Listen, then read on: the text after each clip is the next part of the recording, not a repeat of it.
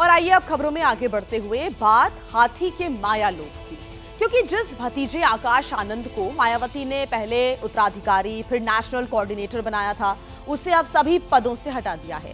आकाश आनंद पर उनकी बुआ की गाज ऐसे समय में गिरी है जब लगातार ये खबरें आ रही थी कि बुआ और भतीजे के बीच सब कुछ ठीक नहीं चल रहा है।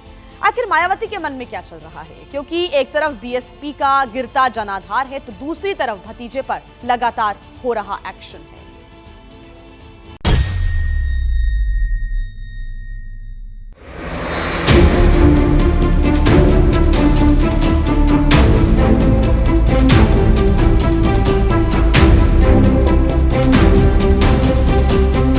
जय भीम, जय भारत। अब बैठे सभी साथी जानते हैं कि इस देश में सिर्फ 2 धरना सेठों ने तरक्की करी है पिछले 10 सालों में। हमारे 80 करोड़ की जनता आज भी गरीब है।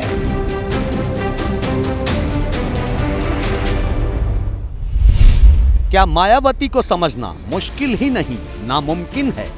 क्या हाथी का माया लोभ समझ से परे है? ये सवाल इस वक्त बहुजन हिताय बहुजन सुखाय का नारा देने वाले हर बीएसपी कार्यकर्ता के दिलो दिमाग में घूम रहा है, क्योंकि बीएसपी सुप्रीमो मायावती ने अपने भतीजे आकाश आनंद की नेशनल कोऑर्डिनेटर के साथ साथ सभी पदों से छुट्टी कर दी है।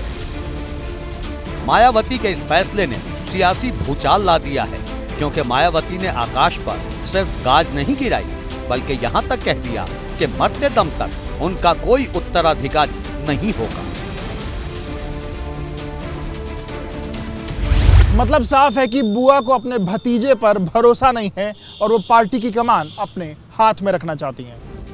दरअसल बीएसपी ने रविवार को लखनऊ के पार्टी मुख्यालय में बैठक बुलाई थी, जिसमें बीएसपी के देश भर के पदाधिकारी शामिल हुए, लेकिन आकाश आनंद कहीं नजर नहीं आए। सियासी गलियारों में यहाँ तक चर्चा है कि बुआ और भतीजे के बीच कुछ भी ठीक नहीं चल रहा।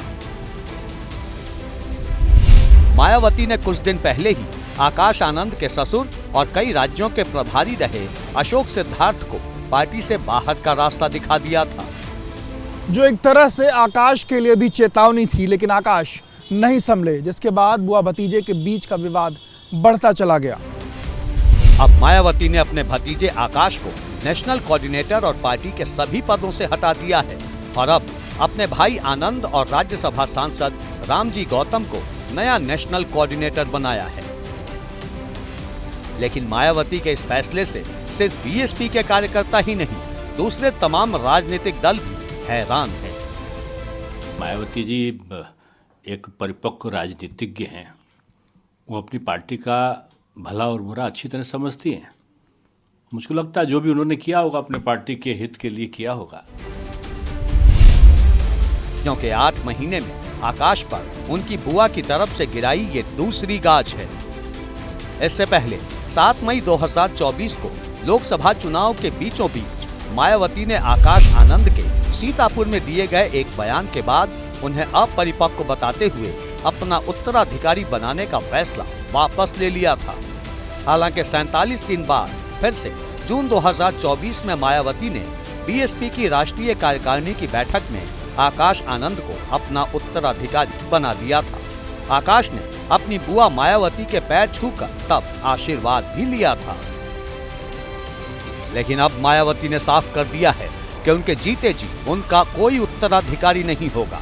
सियासी गलियारों में भी चर्चा है कि मायावती पार्टी के गिरते जनाधार को लेकर चिंतित हैं और 2027 के यूपी विधानसभा चुनाव से पहले पार्टी की कमान पूरी तरह से अपने हाथ में रखना चाहती है।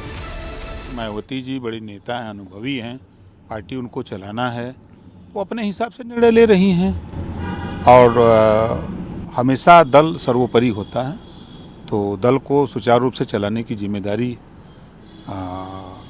कैसे चले तो मायावती जी की है। ऐसे इस बात से समझ सकते हैं कि मायावती 4 बार देश के सबसे बड़े सूबे की मुख्यमंत्री रही। पहली बार 3 जून 1995 को मुख्यमंत्री बनी, दूसरी बार 21 मार्च 1997 को सीएम बनी, तीसरी बार 3 मई 2002 को और चौथी बार 13 मई 2007 को मुख्यमंत्री बनी। मतलब यूपी में सबसे ज्यादा शपथ लेने का रिकॉर्ड मायावती के पास है। लेकिन मौजूदा सच ये है कि यूपी में बीएसपी का एक भी सांसद नहीं है।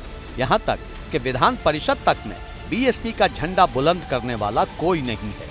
403 विधानसभा वाले यूपी में बीएसपी का सिर्फ एक विधायक है।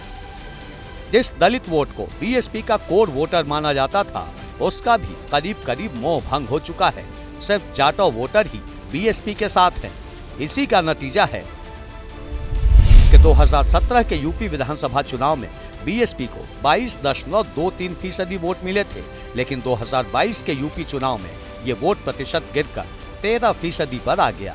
इसी तरह 2019 के लोकसभा चुनाव में यूपी में बीएसपी को 19.43% वोट मिले थे और पार्टी ने 10 सीटें भी जीती, लेकिन 2024 में ये वोट प्रतिशत 9.39 ही रह गया और पार्टी का खाता तक नहीं खुला।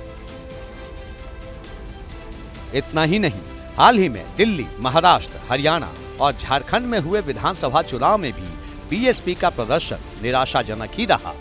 पार्टी को उम्मीद थी कि आकाश आनंद के आने से युवा वोटर उससे जोड़ेगा, जिसका फायदा बीएसपी को होगा, लेकिन ऐसा हुआ नहीं। फिलहाल बुआ ने भतीजे को अपनी हनक दिखा दी है। अब आगे आगे देखिए होता है क्या।